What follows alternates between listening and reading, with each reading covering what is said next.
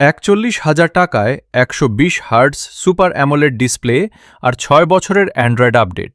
Samsung Galaxy A56 কি mid রেঞ্জের complete phone? স্যামসাংয়ের এমন একটি ফোন যেটা হয়তো সবচেয়ে পাওয়ারফুল নয়, কিন্তু প্রায় সব দিক থেকেই ব্যালেন্সড।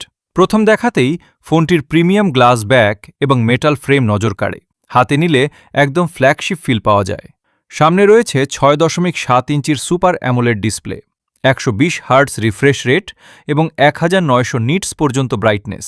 ফলে ভিডিও দেখা, স্ক্রোলিং এবং সোশ্যাল মিডিয়া ব্যবহার সবকিছুই দারুণ স্মুথ এবং কালারফুল লাগে। ভেতরে রয়েছে এক্সিনোস 1580 প্রসেসর। দৈনন্দিন ব্যবহার, মাল্টিটাস্কিং, পাবজি মোবাইল এবং ফ্রি ফায়ারের মতো জনপ্রিয় গেমগুলো সহজেই চালাতে পারে।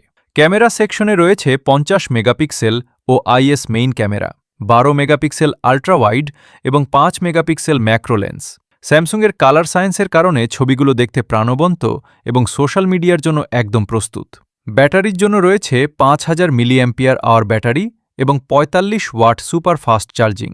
ব্যাটারি কম দেখালেও চার্জ ব্যাকআপ অনেক ভালো, ফলে সারাদিন ব্যবহার করলেও চার্জ নিয়ে খুব একটা চিন্তা করতে হবে না।